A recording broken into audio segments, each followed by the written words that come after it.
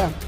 जब इन्होंने देखा कि ये सरकार नहीं करेगी तो इन्होंने कैबिनेट मंत्री के पद पर लात मार करके इस्तीफा दिया। इस्तीफा दे करके बाहर हो गए। तो राजभर जी और अखिलेश जी की जो जोड़ी है यूपी में कितना कमाल कर पाए? जो दर्द आदरणीय ओम प्रकाश राजभर के सीने में है वही दर्द आदरणीय अखिलेश के सीने में है। आए थे यही मुख्यमंत्री आए थे, 15-20 हज़ार से अधिक भीड़ नहीं थी। यही काम भाजपा कर रही है पूरे देश में, गरीबों के साथ ये दाना डाल रही है और उनको पंगु बना रही है, उनको रोजी रोजगार से किनारे कर रही है, नौकरी से उनको हटा रही है। मुझे लगता है मेजॉरिटी में अखिलेश यादव सरकार बनाने जा रहे हैं। पूरे देश में जो कल कारखाने थे सब बंद हो गए, नौकरियां जो थी वो बंद हो गई। यही आए थे मोदी जी, अभी 2 दिन पहले मोदी जी आए थे। बनारस तक की बसें आई थी और भीड़ नहीं थी, कुर्सियां खाली थी। जो अधिकार बाबा साहब डॉक्टर अम्बेडकर संविधान में लिखे वो अधिकार जनता चाहती है। क्यों नहीं कहे? क्यों धोखा करते हैं किसान के साथ, गरीब के साथ, मजदूर के साथ? क्यों धोखा करते हैं? ओम प्रकाश राजभर जो कहते हैं कि ये बीजेपी झूठ पार्टी, मुख्यमंत्री एक बात नहीं सुनते हैं। मैं तो उनको कोर कमेटी में का एक मेंबर हूँ, 12 विधायक उनके लोक निर्माण विभाग के कोर कमेटी के मेंबर, उसमें मैं भी एक हूँ। झूठा है ही है, पूरे देश के लोग जानते हैं कि मोदी और योगी सबसे बड़े इस देश के झूठे हैं। आज नतीजा ये है कि गांव में एक गरीब रहने वाला, मजदूर रहने वाला, उसके घर रोटी तो मिल गई लेकिन चटनी नहीं है उस पर। और भाजपा को सत्ता में आने से हम रोक सकें, क्योंकि यह सरकार में आएगी तो देश को गुलाम बनाएगी और जो गरीब है, मजलूम है, मजदूर है, उसको मजदूरी से बेहात कर देगी, शिक्षा से बेहात कर देगी। कैबिनेट मंत्रालय भी मिला, लेकिन मंत्री होने के बाद भी सरकार से लड़ते रहे, अंदर सरकार में बैठ करके और लड़ाई करते रहे और मोस्ट बैकवर्ड के अधिकार पर हमेशा वो चिंता करते रहे। नमस्ते, मेरा नाम आनंद है। आप लोक संवाद टीवी देख रहे हैं। यूपी में चुनाव का माहौल है और बड़े बड़े जो राजनीतिक दल की पार्टियां हैं, जो बड़ी बड़ी पार्टियां हैं, उसके बड़े बड़े नेताओं का दौरा शुरू हो चुका है। हर एक नेता, हर एक पार्टी का नेता जातिगत गोटियां बैठाने में लगा हुआ है कि कहाँ किसकी गोटी फिट बैठ जाए, क्योंकि यूपी की चुनाव कितना भी आप मना कर लें लेकिन जातिगत राजनीति का चुनाव होता है। कहीं न कहीं जातिगत जो फैक्टर होता है वो काम करता है। अभी मैं रामकोला विधानसभा में मौजूद हूँ। रामकोला विधानसभा 335 कुशीनगर ज़िले में पड़ता है।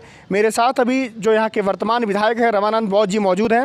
सुहेल देव पार्टी के विधायक थे। जब बीजेपी और सुहेल देव मतलब राजभर जी वाली पार्टी, दोनों का गठबंधन हुआ था तो इनकी जो सीट थी इनके खाते में आई थी। यहाँ से जीत करके ये लखनऊ पहुँचे थे। लेकिन 1 साल के अंदर अंदर कुछ ऐसा हुआ, राजभर जी का बीजेपी से मोह भंग हो गया और वो अपना अलग हो गए। चुनाव नज़दीक आया 2022 वाला तो अखिलेश यादव मतलब समाजवादी पार्टी और राजभर जी वाली जो पार्टी है उसका गठबंधन हुआ है। अब देखना यही होगा कि उनमें कितनी सीटों का बंटवारा होगा, वो अलग मसला है। अभी राजभर जी हैं, बीजेपी से मोह भंग क्यों हुआ, बहुत सारे सवाल हैं। रामकोला विधानसभा में क्षेत्र कितने काम हुए, विधायक जी से सवाल जवाब किया जाएगा। नमस्कार, आपका स्वागत है सर। धन्यवाद। क्या लगता है कि बीजेपी से 1 साल के अंदर अंदर मोह भंग क्यों हो गया आप लोगों का? देखिए, बीजेपी एक विश्वास था कि बीजेपी सत्ता में आएगी तो पिछड़े, अति पिछड़े, दलित, अति दलित के अधिकारों पर विचार करेगी। अधिकार तो उनको कागजों में मिला लेकिन मौखिक अधिकार उनको नहीं मिल पाया। धरातल पे अधिकार कोई नहीं दिखा। आज भी उनकी स्थिति जस की तस बनी।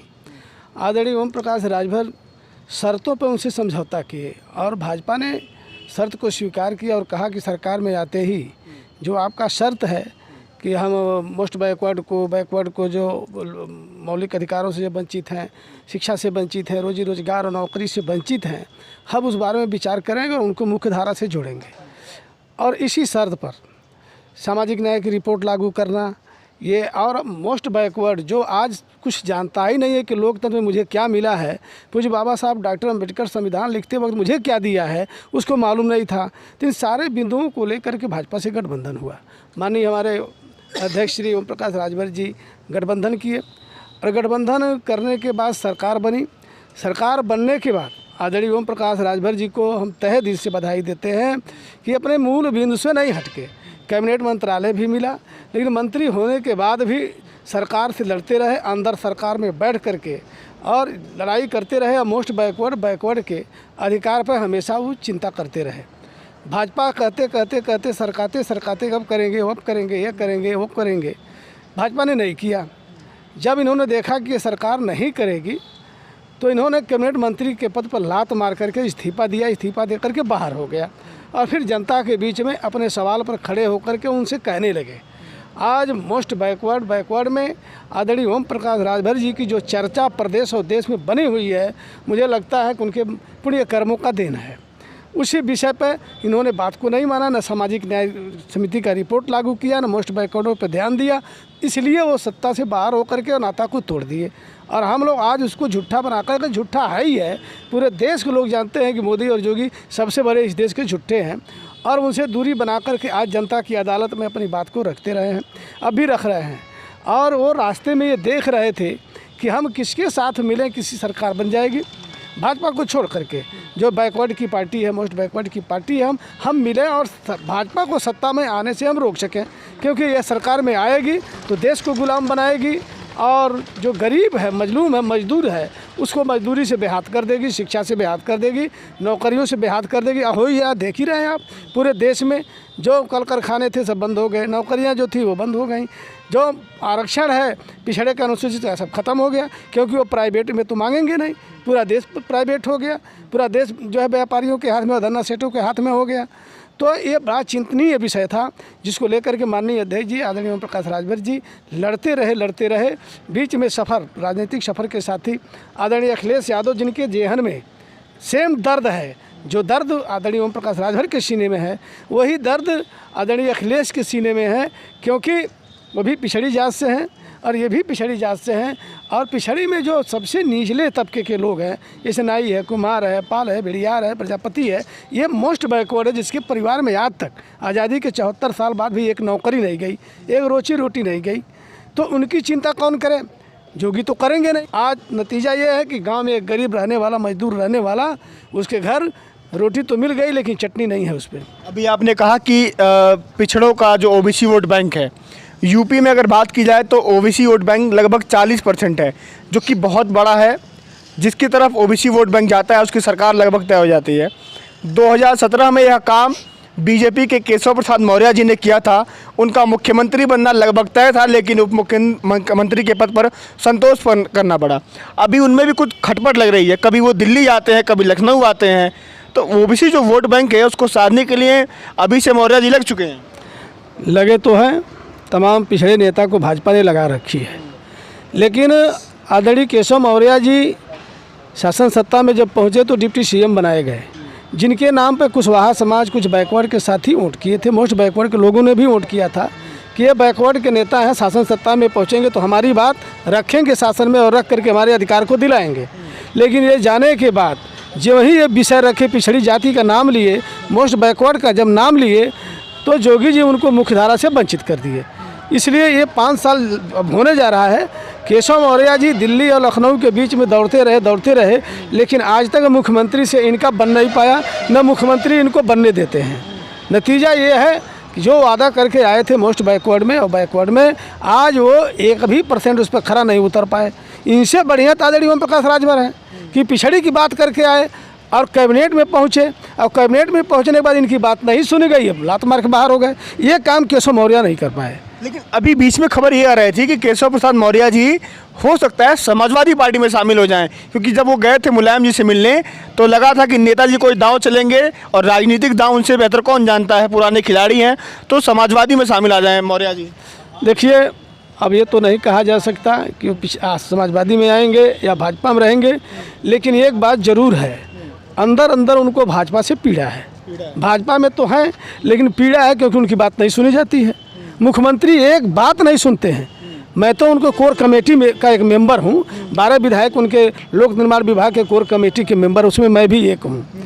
और केशव मौर्य बहुत बोल्ड नेता हैं, और बहुत बोल्डपना से क्षेत्र में और उत्तर प्रदेश में जनता को विश्वास दिए थे, आश्वासन दिए थे कि हमको आप जिता दो, मुख्यमंत्री बन करके तुम्हारी सारे मांगों को मैं पूरा करूंगा और मुख्य धारा से जोड़ दूंगा, शिक्षा से जोड़ दूंगा, रोजी रोजगार से जोड़ दूंगा, नौकरी से जोड़ूंगा। और वोट लेकर के ये आए और सरकार बनी, और सरकार बनते पिछड़े को मुख्य धारा में ना आ पाए, मुख्यमंत्री उत्तर प्रदेश का ना बन पाए, तत्काल लात मार करके भाजपा जोगी को बना दिया, जिस जोगी के नाम पर 10 वोट भी नहीं मिला, 10 वोट भी नहीं मिला, आज भी नहीं मिलेगा। जोगी तो बता दिया कि हम पिछड़ों के दुश्मन हैं, अति पिछड़ों के दुश्मन हैं, हम अनुसूचित के दुश्मन हैं। दुश्मन है, सारी योजनाएं आती हैं तो सबका लाभ सभी लोग ले रहे हैं, राशन, गैस सिलेंडर, वो गन्ने का दाम हो चाहे जो भी चीज़ें हो। देखिए, ये हिटलर की बात मैं नहीं करता। हिटलर ऐसे ही जब जर्मनी के महापंचायत में गया, पार्लियामेंट में गया हिटलर, तो एक मुर्गा लेकर गया और एक एक पंख नोचते गया और धीरे धीरे आगे बढ़ते गया। पार्लियामेंट में जब पहुंचा तो मुर्गे के शरीर पे एक भी पंख नहीं था, और उसके बाद ला करके बेल में खड़ा हुआ और उसके बाद मुर्गा को नीचे रख दिया। इस पॉकेट से निकालता था 2 दाना देता था तो मुर्गा उधर जाता था, इस पॉकेट से निकालता था 2 दाना इधर गिराता था तो मुर्गा इधर भग के आता था, क्योंकि वो उड़ नहीं पाता, दाना चूंग नहीं पाता, तो मजबूरी में वो जहाँ बैठा था वहाँ दाना मिलता था, 2 कदम घसक करके दाना लेता था। यही काम भाजपा कर रही है पूरे देश में, गरीबों के साथ ये दाना डाल रही है और उनको पंगु बना रही है, उनको रोजी रोजगार से किनारे कर रही है, नौकरी से उनको हटा रही है। आप बताइए 5 साल में कितनी नौकरी मिली, कितनी नौकरी? कहते हैं वो झूठ बोलते हैं, झूठ बोलते हैं। हमारे विधानसभा में कितने लोग नौकरी मिली? 4 लाख लोग हैं, बता दे किसी को मैं नौकरी दिया?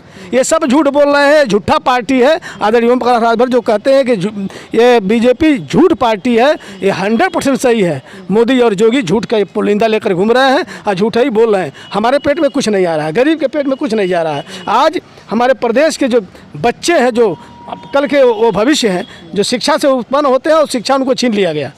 आज आपका आश्रम पद्धति शिक्षा आ गया, आश्रम पद्धति की शिक्षा आ गया। नई शिक्षा नीति में आंगनबाड़ी 5 तक के बच्चों को पढ़ाएगी, जो अपना नाम नहीं लिख पाएगी वो 5 तक बच्चों को कैसे पढ़ाएगी? और प्राथमिक विद्यालय, जूनियर विद्यालय को भी ये लोग प्राइवेट देने जा रहे हैं, तो हमारे बच्चे कहाँ जाएंगे? प्राइवेट में शिक्षा महंगी हो जाएगी, फीस महंगी हो जाएगी, वो बच्चे कहाँ जाएंगे? तो हमको मुख्य धारा से हटा रही है, बीच पे मुख्य धारा से हमको हटा रही है कि ये पढ़ नहीं पाएंगे तो संविधान का अधिकार नहीं समझेंगे। लेकिन जिस तरह से कल परसों देखा गया कि मोदी जी की और योगी जी की रैली में गोरखपुर में भीड़ दिखी, तो जनता नाराज नहीं लग रही है उसमें? तो मैं तो 50 बस देखा रोड पर, किसी बस में 1 आदमी, किसी बस में 2 आदमी, किसी में 3 आदमी, यही संख्या गई। जो 60 सीटर 70 सीटर बसें थी उसमें यही संख्या गई। भीड़ कहाँ थी? भीड़ तो आदरणीय अखिलेश यादव के मेरठ में थी, इनके 1.5 दूना भीड़ थी। उस नौजवान लड़का जो पढ़ा लिखा, उत्तर प्रदेश में उतना पढ़ा लिखा कोई नेता नहीं है। हम तो कहते हैं योगी जी उनके पाठशाला में जाकर एक बार बैठ जाना चाहिए, सीखना चाहिए। योगी जी भी लैपटॉप देने वाले हैं बच्चों को? वो तो देंगे, वोट लेने के लिए देंगे, वोट लेने के लिए देंगे। सारा अप्लाई वोट ले कर रहे हैं, हमको खाद्यान्न दे रहे हैं 5 किलो, हमारे वोट के लिए दे रहे हैं। लेकिन जनता अब सतर्क हो गई है, जनता अपना अधिकार चाहती है। जो अधिकार बाबा साहब डॉक्टर अम्बेडकर संविधान में लिखे, वो अधिकार जनता चाहती है, आज सब छीन लिया गया। यही योगी जी आए थे, ये किसान बाहुल्य क्षेत्र है, किसान बाहुल्य क्षेत्र है। आप देख रहे होंगे गन्ना के खेतों में कम से कम 50% 70% हर खेत में गन्ना सूखा हुआ है। और इस कप्तानगंज चीनी मिल पर, कप्तानगंज चीनी मिल पर 50 करोड़ 2002 और 2003 का डिफर बाकी है, 7 करोड़ 29 लाख। और जो पिछले साल का बकाया है, उस पिछले साल का बकाया है 40, 41, 42 करोड़, मिला करके 50 करोड़ चीनी मिल पे अभी किसानों का बाकी है। अभी 2 तारीख को यही उद्घाटन करने हम लोग आए थे, मालिक के लड़के थे, मैंने उनको बैठा लिया था, और जो मालिक के जो लीगल एडवाइज़र थे उनको भी सक्सेना को मैं बैठाया था। हमने कहा तुम घोषणा करो पैसा कब देते हो, और नहीं दोगे तो मैं तुमको यही बैठाऊँगा, इसी धूल में बैठाऊँगा, जनता के साथ हम भी बैठेंगे, तुमको भी बैठाऊँगा। तब जाकर के लास्ट में 20 करोड़ की घोषणा किए। यही जोगी आए थे, एक दिन पेपर में मैंने बयान दिया था, जोगी पढ़े भी होंगे, सूचना गई होगी, लेकिन जोगी ने यही मंच से एक शब्द नहीं कहे कि हम किसानों के लिए जो है हम घोषणा करते हैं कि हम पैसा दिला देंगे, चीनी मिल के में जो बाकी है भुगतान बाकी है उसको मैं दिलवा दूंगा, जो गन्ना सूख गया उसकी क्षतिपूर्ति दिलवा दूंगा। क्यों नहीं कहे? क्यों धोखा करते हैं किसान के साथ, गरीब के साथ, मजदूर के साथ क्यों धोखा करते हैं? तो सवाल मेरा आखिर अब खत्म करूंगा कि क्या लगता है कि जो राजभर जी और अखिलेश जी की जो जोड़ी है यूपी में कितना कमाल कर पाएगी? क्योंकि माना यह जाता है कि योगी जी और मोदी जी का जो चेहरा है जहाँ पर जाते हैं तो लोगों का एक वोट बैंक वहाँ पर निर्धारित हो जाता है, तो अखिलेश और राजभर जी की जोड़ी कितना कमाल करेगी? यही आए थे, यही मुख्यमंत्री आए थे, 15-20 हज़ार से अधिक भीड़ नहीं थी। यही आए थे मोदी जी, अभी 2 दिन पहले मोदी जी आए थे, बनारस तक की बसें आई थी और भीड़ नहीं थी, कुर्सियाँ खाली थी। तो टीवी भी दिखा रहा था, कुर्सियाँ खाली थी। ख़त्म हो गए मोदी, मोदी की लोकप्रियता गई। कब तक जनता झूठ सुनेगी? कब तक आश्वासन पीकर जनता जिंदा रहेगी?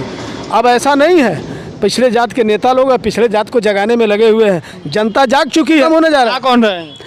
हमको तो लगता है जो जनता की मनोभावना है, गरीबों की जो भावना, हम लोग गांव में घूम रहे हैं, जो घूम रहे हैं, जो देख रहे हैं, ये गरीब अपना हक पाने के लिए विश्वास अखिलेश यादव पर कर रहा है, और ये सही है।